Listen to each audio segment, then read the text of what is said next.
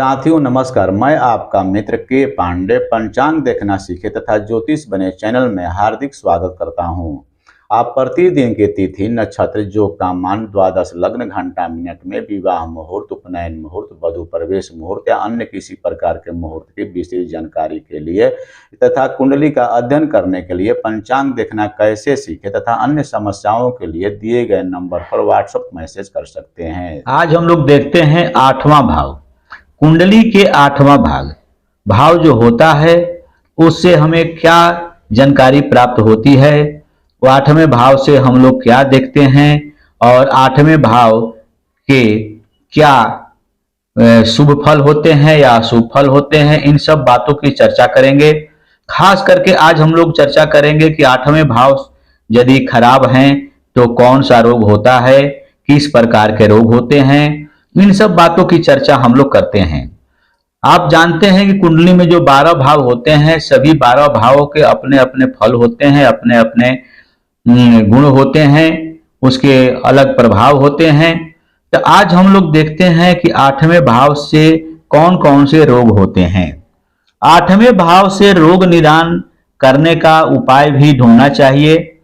आठवें भाव में कौन ग्रह किस स्थिति में है, कि उनका क्या प्रभाव है, उनका क्या प्रकोप पड़ेगा, इस बारे में यदि हम लोग जान जाएंगे तो उसके निदान की भी बात समझ में आ जाएगी।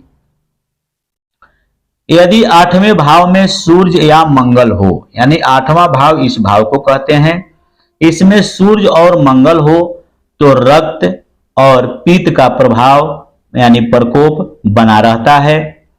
यदि बुध हो तो सन्निपात होता है, अजीर्ण होता है। चंद्रमा हो तो आतासार और चित्त रोग होता है।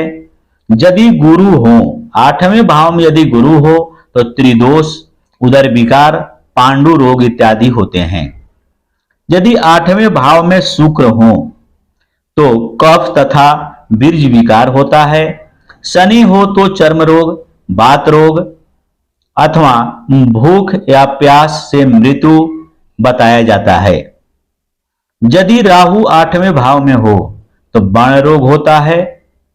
केतु यदि हो तो वर्ण रोग, रुधिर विकार इत्यादि ये रोग उत्पन्न करते हैं। इनके रहने से, इनके प्रभाव से ये सभी रोग पैदा होते हैं। अष्टम भाव में सूर्य एवं चंद्र हो तो रक्तपित्त, सूर्य एवं मंगल हो तो रक्त बहना, क्रूर ग्रह से युक्त यदि बुध हो तो सन्निपात, बुध और गुरु हो तो क्षय रोग होता है।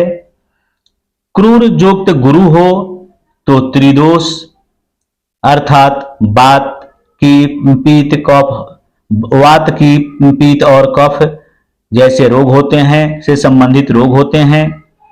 सूर्य और राहु हो तो दर्दी, कुष्ठ रोग, चर्म रोग। यदि सूर्य और राहु खष्टम में हो यानी छठे स्थान में हो तो महाकुष्ठ रोग होता है। शनि यदि हो और शनि के साथ में मंगल की युक्ति बन रही हो तो महाकुष्ठ रोग हो जाता है।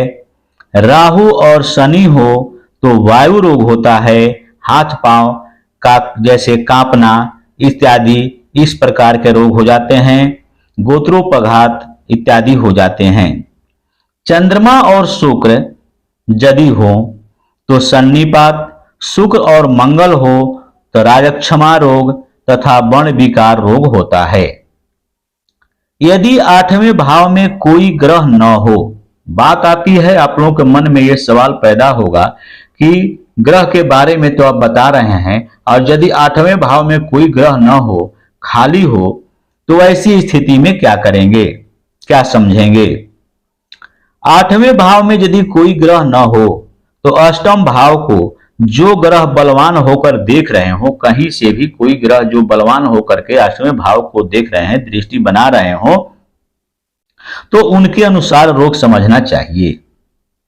अष्टम भाव को सूर्य देखे तो पित्त प्रकोप, चंद्र देखे तो कफ रोग, मंगल देखे तो रुधिर विकार, बुध देखे तो वायु रोग, गुरु देखे तो उदर विकार होता है, शुक्र यदि देखें तो बीर्ज विकार होता है। शनि देखें तो त्रिदोष, चर्म रोग, शीत रोग इत्यादि होते हैं। राहु केतु यदि 8वें भाव को देखें तो बण रोग या शूल रोग होते हैं। इस प्रकार हम लोगों ने आज 8वें भाव के बारे में चर्चा की है कि 8वें भाव से कौन कौन रोग होते हैं। यदि हमारे नए व्यूअर इस वीडियो को देख रहे हो तो कृपया ध्यान से देखें और समझें, दूसरे को भी बताएं। साथियों, लाइक, शेयर तथा सब्सक्राइब करना नहीं भूलेंगे। धन्यवाद।